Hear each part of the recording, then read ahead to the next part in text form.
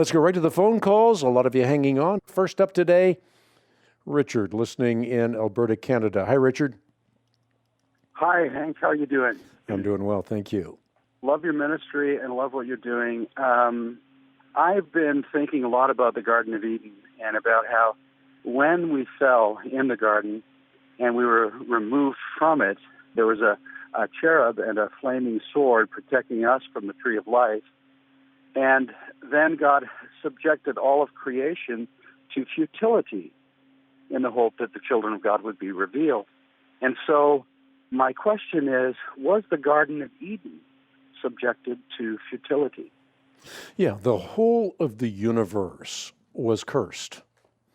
So what happened with respect to the fall cursed all of humanity, because all of us are now born with a broken gene, as it were, but it also cursed the universe, such that Paul in Romans chapter 8 can say that he is looking forward to a time when the universe or the earth itself will be liberated from its bondage to decay.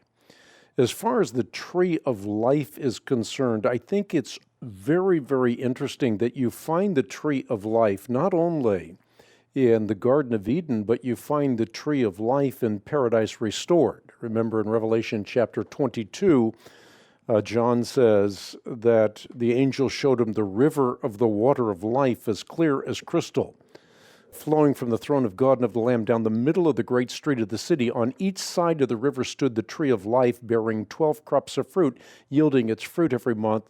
And the leaves of the tree are for the healing of the nations. No longer will there be any curse.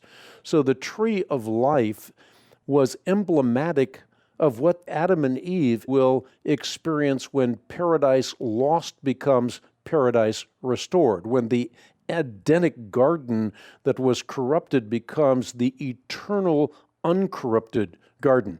And I have this entry in a book that I wrote called The Creation Answer Book, in which I talk about the two trees, the tree of life in Eden, the tree of life in the eternal garden, and the tree of life that stands upon the fulcrum of history. And you can, as it were, picture Jesus Christ with arms outstretched, one hand touching the Edenic garden, the other the eternal garden. So it is the cross that takes the corruption away and ultimately allows for an uncorrupted paradise in which we can once again partake of the tree of life.